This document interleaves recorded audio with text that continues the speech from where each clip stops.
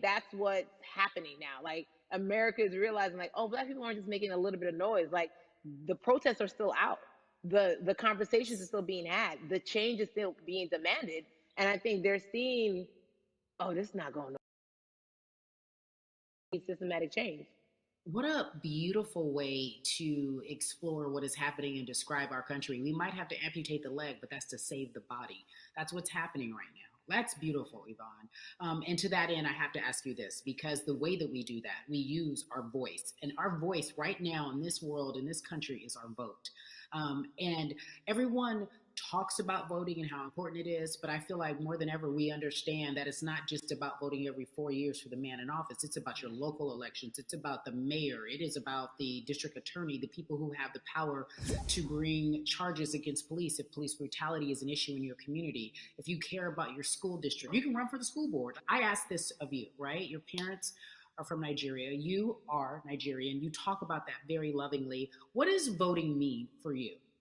I think voting is power. I remember, I became a naturalized citizen back in the '90s when because I was still a minor. My mom naturalized, and so we were able to do it under her.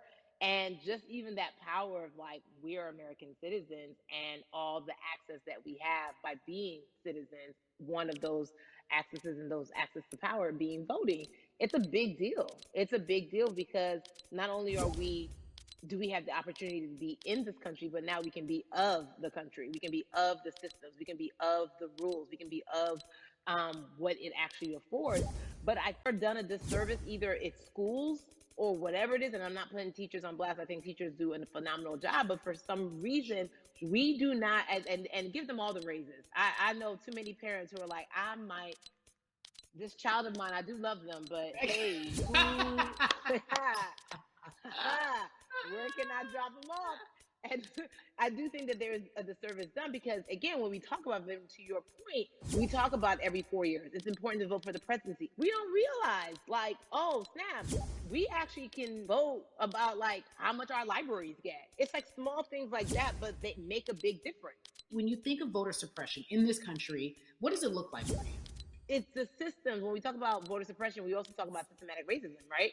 It's all the systems that set up. And we've normalized, okay, maybe your job will give you a half day, or maybe, you'll be able to get this luxury. It shouldn't be a luxury. It should be built into the system. It should be built into the fabric of how we vote.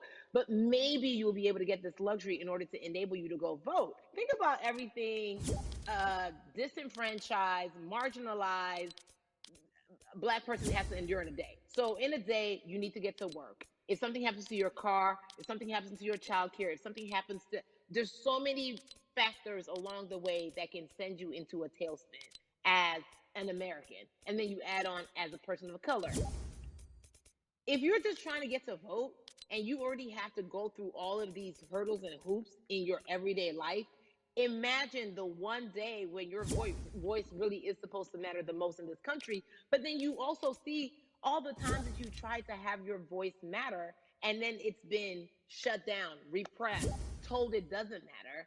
And then you're kind of like, what's the point? How do we keep hope though?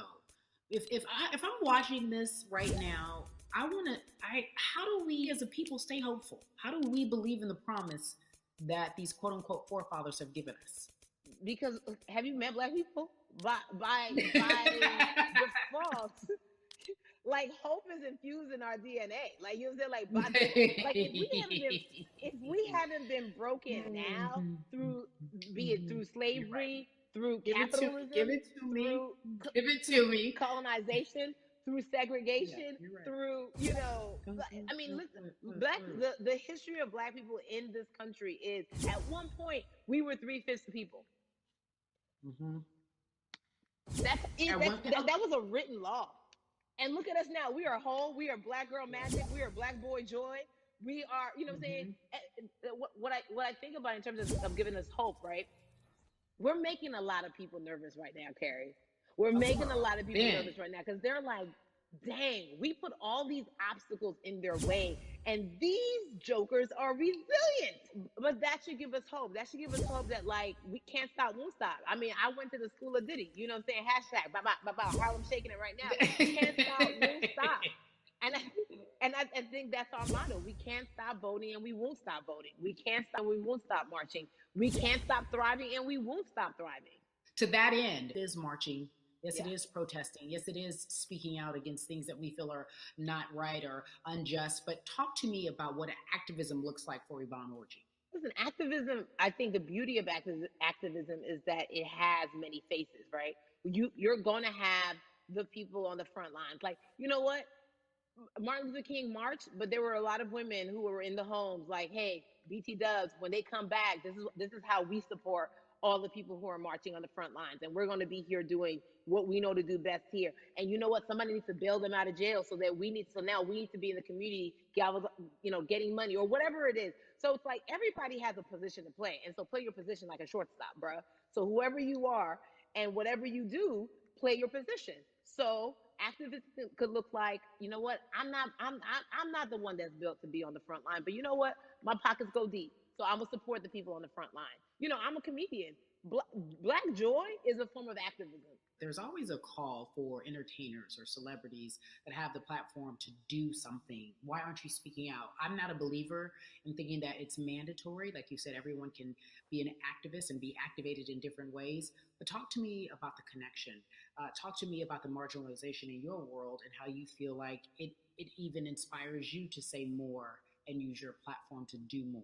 Beneath the surface of what we do, like Niecy Nash says, it's the who, right? The who is the person who's going to be like, hey, let me call this out. Either blind racism in terms of overt racism, in terms of ways that we can be better, in terms of ways that we can actually be more uplifting to the community that you may not even realize that you're serving. Before I let you go, talk to me about the urgency, in your opinion, for people to vote, our people to get out and vote this coming election. Yeah, I mean, guys, guys, guys, if you think you're tired now, I'm telling you right now, we cannot take this sitting down. We can't take this jokingly. I understand that it may be hard to figure out who to vote for, but at the end of the day, we got to vote for our families. We got to vote for our legacies. We got to vote for continued progress. We have to vote for upward mobility. We have to vote for equality in a way that is long lasting. And if we succeeded before, we can do it again. You talk about the hope. This is the time. This is not the time to give up. This is not the time to pretend a way that we haven't made progress. We have. There's still much more to be done. And you know what? We might have to get to a point where we pass the baton to our children and our children's children, but we still have work to do now for that generation. Yvonne Orji, you are everything. You are Molly, but you are not Molly. But I love you so much as Molly on HBO's Insecure. You are an amazing podcaster, Jesus and Joloff. Shout out to Lovey. And then we also have movies. Like you, the world, you're a model, a cover model. Also, wait, don't let me forget your hugely successful stand-up comedy special on HBO. Girl, you're doing it all. And I am so grateful. You're truly the dream, not just the American dream. You're the black girl, brown girl, do it all dream, the immigrant dream, everything. You're a beautiful, beautiful soul.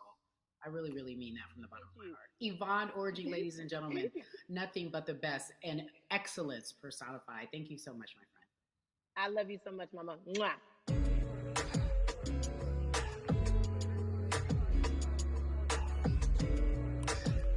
Yeah, la.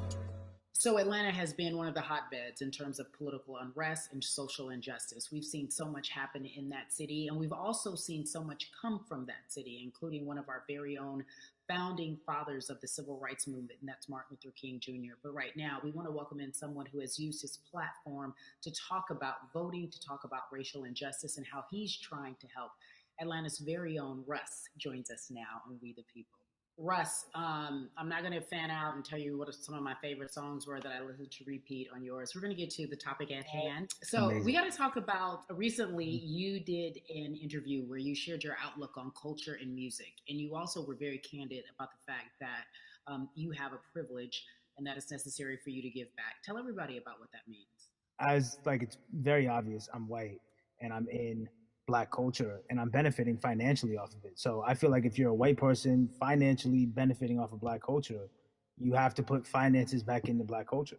It's just that simple. The screenshots with your feelings, it just comes off like fake empathy because it comes off very dismissive and very oh, that sucks for y'all. But anyway, back to what I was doing. Have you felt that way always, or is it now because of the time of where we are in this country? I've always had the feeling. I think now it's just obviously elevated. It's a new level, and there's new, it's to the point now where you can't. First of all, you can't not say anything. Second of all, though, I just think saying something isn't enough anymore. I think, if you have the ability to put money back into a culture that you're financially benefiting from, you have the ability to, you should. It's interesting that you talk about it in that way because some people do believe that silence is the best way to go because it's hard to talk race, especially if you're white and you're in the Black culture. People just feel as if they can't talk about it. They feel awkward. They feel as if they don't have the privilege or the voice or the words.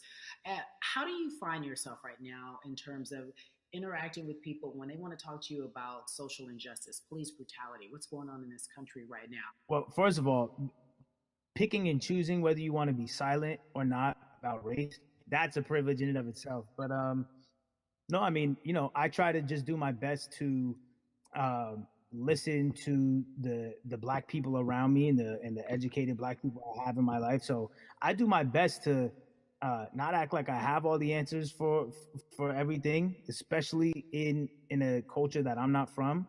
But that's why when we decided to raise the money for Black Lives Matter organizations, when we raised 500,000, we got on the phone with some of the women who started Black Lives Matter. I got on the phone with Tamika Mallory. I was on the phone with Karen Civil and talking with my friends to make sure the money went to like the correct places, and people who really need it. It's just about listening. That's all. It's about listening. Let's talk about that for a moment because the way I think of activism, for me, it looks very differently. It's not necessarily just protesting on the front lines. I think that's great. But what about being an activist in the way in which you have decided to be one? What inspired you? What did it look like? You said you raised money for Black Lives Matter. What did you do? Mm-hmm. Walk us through everything that you did and how you find yourself. It was 3 years ago. I had like a string of festivals, and I decided that I was going to wear T-shirts with a message on them because I figured, what better time to use a platform than in front of a bunch of people.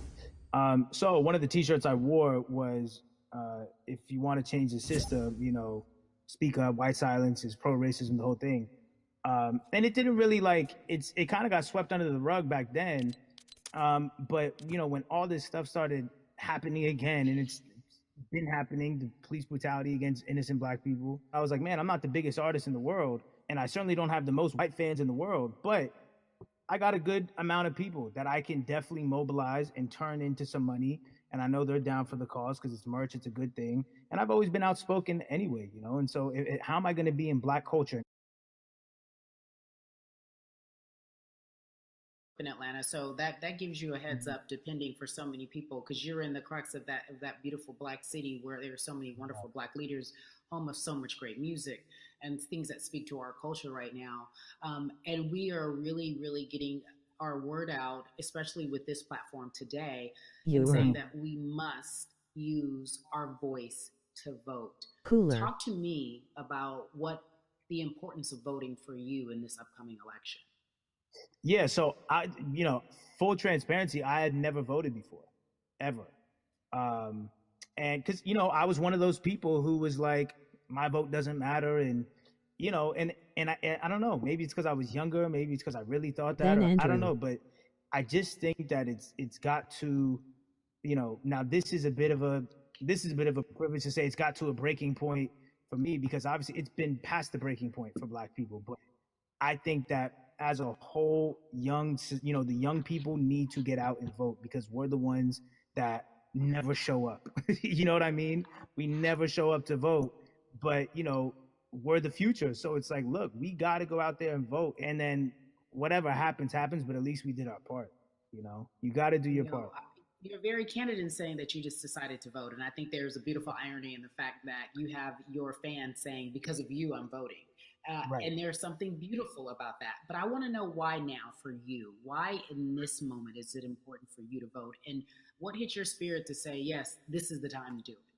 Honestly, because I think that George Floyd really woke up a lot of people who, including myself, who I was vocal and outspoken about racism. I put it in my lyrics. I put it on T-shirts. I would talk about it in interviews. Like, I was vocal about it. But that video in that moment, I think me, along with a lot of other people, just kind of was like, all right, like, words are simply not enough anymore. We got to do something, whether it's raising money, whether it's voting, or all the above. Like, we got to do something, and I'm ashamed that it took that for me to be like, I need to raise money and I need to vote. It's a shame. And I don't know, I guess it snapped a bunch of people out of it, and even if you were vocal and whatnot, it's time to actually put your money where your mouth is. It's time to go vote. It's time to just stop talking about it and be about it, and it's been time for that. But like I said, I'm ashamed that it took me this long to actually really, really be about it. But I'm here now. So Russ, we all know that this is going to be your first time voting. Tell me what that experience is going to be like for you in terms of what you're excited about. I think what it's going to do for me. It's going to let me know that I'm contributing to something bigger than myself, and I'm actually putting my money where my mouth is, and I'm being about it. Because for so long, and I know I'm not alone with this, but standing on the outside and just screaming about this and that and this should change, and it's like, all right, but did you vote? And so I know it's gonna feel good to know that I played a small role, and that's the problem. I think the mentality of like, my vote doesn't matter needs to be changed to, my vote, albeit small, does matter. It's a role I'm playing, and if I play my part and you play your part and he and she plays their part, then we make a difference. But it'll feel. I have a feeling it's gonna feel very, very bigger than me. I mean, I think when you realize that giving actually feels better than receiving, that's when you start wanting to do your part and contribute. So voting is an easy way to give. Yeah. To whom much is given, much is required, and you have been given a huge platform, and we are so grateful for you, Russ. Philanthropist, artist, community activist, first-time voter. We appreciate you for doing this, okay? Thank you. I appreciate y'all.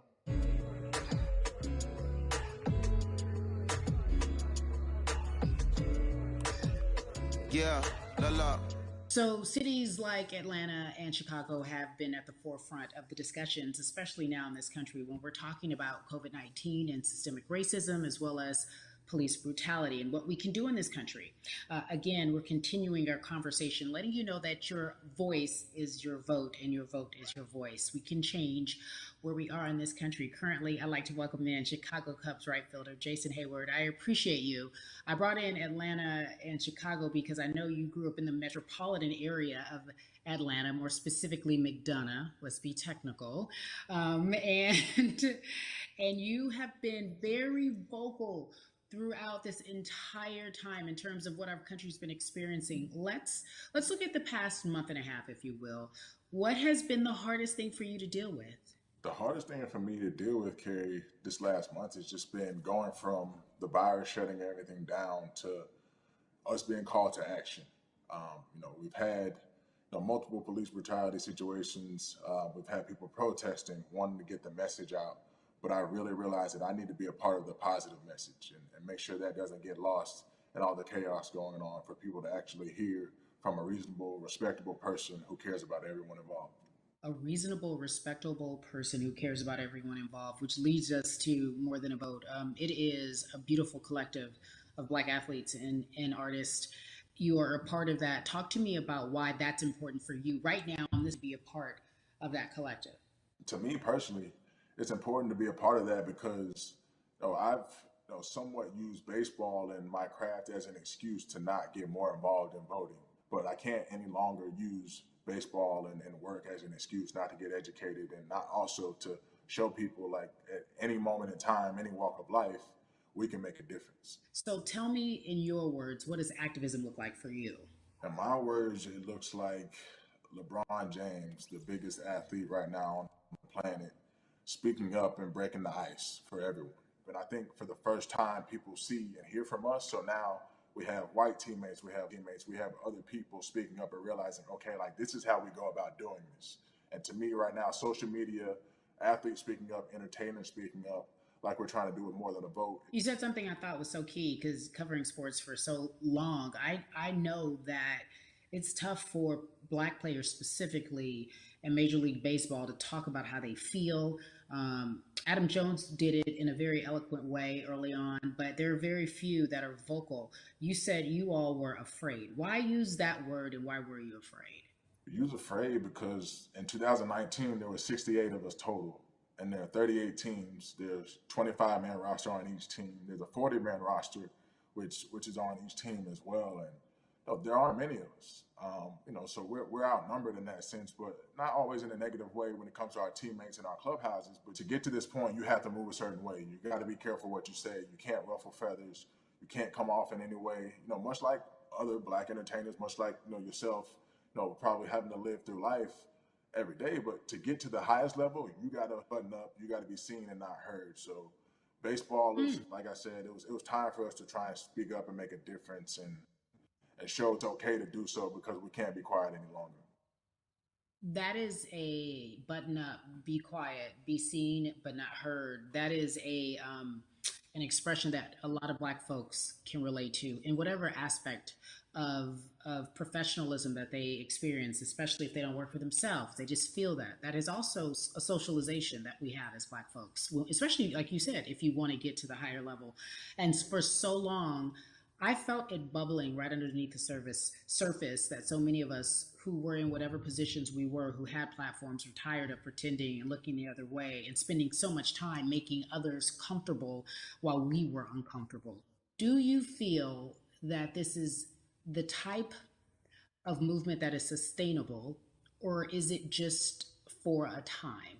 No, it takes everyone joining in on the conversation. And right now, I feel like more than ever, there is little things as possible to distract from bigger issues. And we saw on draft day, we saw our president, Theo Epstein, holding up the sign saying Black Lives Matter and wanting to include the rest of MLB in that. But now we're having those conversations as well. So I definitely think this is sustainable. And it's not always just going to be the popular thing to do. This is something that people want to get right because they know we care. Jason, you said you think it's sustainable, that what you're seeing, especially with your colleagues in baseball, that this can be something where you're feeling more comfortable, feeling more safe to share how you feel about social injustice and police brutality. What are you doing right now in this moment with your platform to help change how we look at voting and how to educate the culture and the community about voting? Well, first, what I'm doing, Carrie, is joining up with More Than a Vote and joining up with other athletes and entertainers to get that message out and use our platform in that sense as a group, and try to create a brand with this to make it something that's not just about the election coming, make sure that it's about people getting educated for years to come and figure out where to vote and how to vote. We've got people in different areas that cover different demographics and influence different areas of people. And as a baseball player, as a Black baseball player, I feel like now, like we talked about, is finally the time to show people that you can use your voice in this profession. You don't have to be afraid. And to me, that can help a kid growing up. He can see me, he can see other guys that were in the video we posted saying, hey, this is what they're standing for. They're speaking up for these things, and it's okay to want to play baseball. It's not lame. It's not something I have to be as afraid of as I was before. So I feel like that's my role in this. I have a younger brother as well. He's 24. He also plays baseball. So I've got to lead by example. I can't just always, come up with a good answer that sounds good on TV. When I get asked a question on, what do we need to do to make changes? I'm joining up here to make sure that I take action and get educated myself. For one, so many people, I feel like in Atlanta, they're on the move. Or when you want to try to make a vote and try and cast your vote, you have to do it by mail. You have to sign up for the absentee ballot. Then you have to get another ballot in return. They have to send it back to you. Well, for me personally, they didn't send that back until it was too late, right? We didn't get it in the mail to the address that's an Atlanta address at my parents' house. We didn't get that in the mail until it was too late. And then from other friends and family that are still in Georgia right now, I just hear about them being held in lines too long and trying to get off work. And we know how it is for any family, but let alone a black family in a city or in the suburbs trying to take care of their family and trying to provide for them. You try to get off work, and then you're like, wait a minute. You start looking at the clock. It's like, oh, this is not going to happen today, right? And so I saw, Mayor Keisha Bottoms, reach out via social media to people and say, hey, I'm going to address these issues right now. I need y'all to stay in line to cast your votes. Keep hanging in there. So to me in Georgia, that's what that looks like.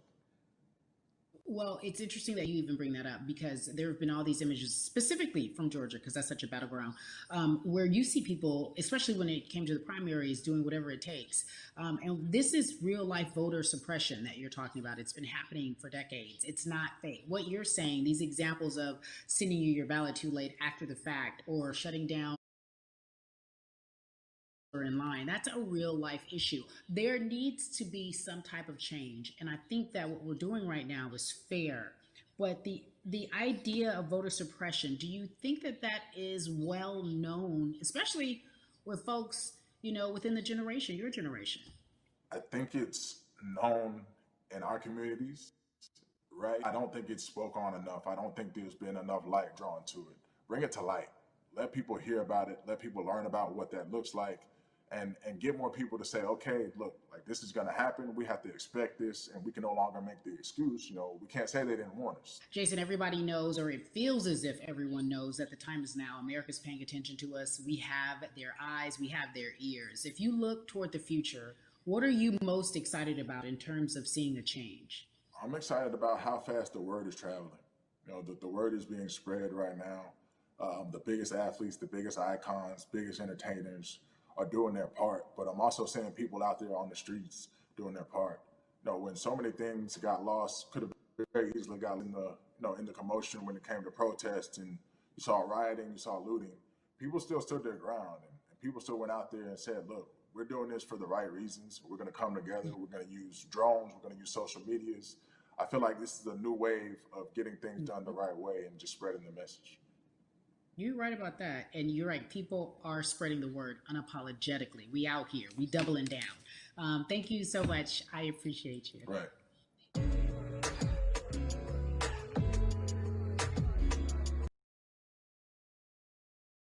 Yeah, la.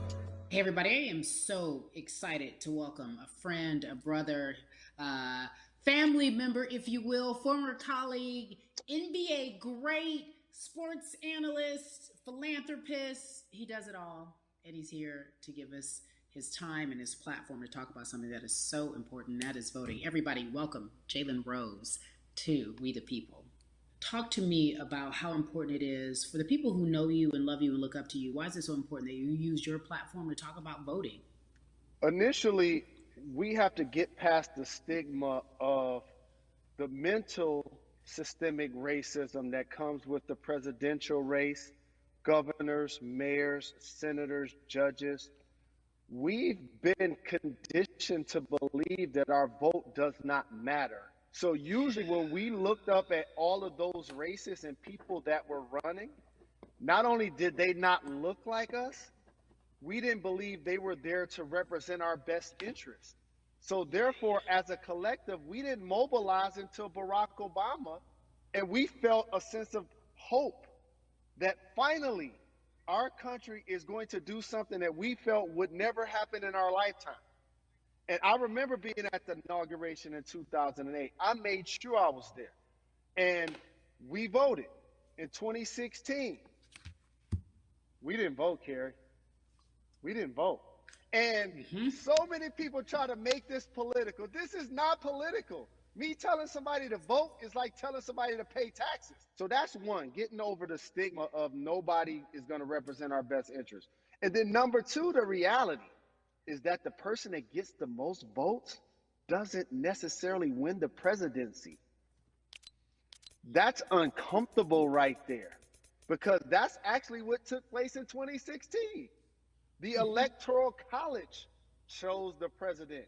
And if you put all of their pictures up, I'm pretty sure they look a lot more like each other than they look like you and I. How about that? Mm-hmm. And then the third thing, especially in urban environments, oh man, they create barriers for us, Kerry. It's like you got to jump over the fence, you got to run past the dog, you got to jump on the hood of the car. The lines is 5 hours long. You get up to the poll and they don't work.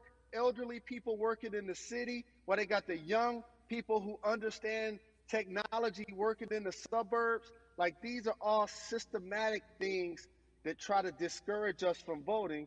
And then finally, we don't have a day off to vote. We need to work. So we don't get a day off. It's going to be a full day, and I got to work to pay my bills. So you know what I'm going to do? I'm going to mail in vote. And you know too.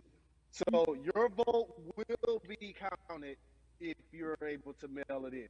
So those are a few things that I hope that we can do and mobilize. And shout to LeBron and his team. Shout to you and everybody involved. We will make a difference. Well, let's talk about more than a vote. There is a Black collective of athletes, of artists coming together and saying voter suppression is a real deal, especially in the Black community. When you just talked about, I got to work, so I can't go vote. And then when we do get in the booth, just in case we don't have to work, do we know who we're voting for? Not only do we have to vote, we got to be educated. And it's not always even about the man who's in office or the woman who's in office for president. It's about your local elections. It's about the people who are your DAs, your state DAs, like the people who actually make change in your community, who will change police brutality, who will make sure that your community is taken care of, who will defund police and hope that they can help you in stopping police brutality. So talk to me about why you decided to be a part of More Than a Vote and what it actually means. Well, it means a lot to be involved with such an impressive collective, as you mentioned. And I said this multiple times, and I know it can be uncomfortable when I say it, but a lot of times we have to get to the root of the issue before we find a solution. And the quote was, I wish America loved Black people as much as it loves Black culture. And this collective, by the way, represents in a lot of ways what's encouraging, but also sometimes disappointing about our role as Black people in America. Because we were brought here as labor and to entertain. And we use those vehicles to get paid and move to the suburbs and be the idols of white kids. And so now that we have this collective, I would say sports and entertainment represent the most powerful group of Black men in the United States. I'm talking about money, power, celebrity, the ability to mobilize, community involvement, their leadership, their intellect. And so to have all of us pull it in the same direction at the same time for anything that we're passionate about is going to be a difference maker, but it's definitely going to be a difference maker in the 2020 vote, because we're going to make sure we inform everybody that they can let their voice be heard, and failure is not an option. Jalen, what does voter suppression look like to you? A perfect example took place recently, Kerry, in Kentucky. It was 6 p.m. at night, and so many people were standing in line enthusiastic to vote. And you know what they did? Locked the doors. And you know what the people did? They continued to bang on the doors, continued to bang on the windows. They continued to let it be known they were not going to leave the premises until they got a chance to vote. And you know what ended up happening? They opened those doors and allowed those people to vote. So do not be discouraged. These barriers show you that it matters, and we're here to help you break through them. The same thing with our platforms and voices, Carrie, because you know what's going to happen. At some point, Breonna Taylor is not going to be trending anymore. People are not going to be protesting anymore. But it's still up to us to keep making sure that our voices get heard, and this is one way to do so. Right, and that is a form of being activated, being an activist. It doesn't have to be protesting. It doesn't have to look like what you think traditionally activism looks like. It's voting. It's that simple. We now have to understand, like, this is a critical mass moment for this movement to continue to hold up as much steam for as long as possible. And that's what this collection is going to hopefully allow for that situation to happen. Jalen, in today's age of technology, it should be easier to vote. No doubt. It's like we call these devices smartphones, but yet I can't vote from it. All of the things that we do in our lives are in our phones. All of these barriers are things that people will need to overcome in order to create a level of enthusiasm to vote. And again, this is not political. It's your right to do so. And there's so many times where you feel like somebody may have gotten done unjustly in your community. Pay attention to who the judges are, who's running for Senate, mayor, governor. Pay attention who's running for president. And let's make sure in 2020 we make a difference. Why is more than a vote so important and invaluable in our community right now? Well, because right now, I think we have an opportunity to let our voices be heard louder than ever. Anytime you see the mobilization of white kids holding Black Lives Matter signs, that means what happens with that breakthrough is the next step. You're going to look down in your email, Carrie, you're going to see all of these companies telling you how they're going to work on their diversity, how they're looking themselves in the mirror. They need to make change, just like in sports, right? You look on the field, on the court, all those black players.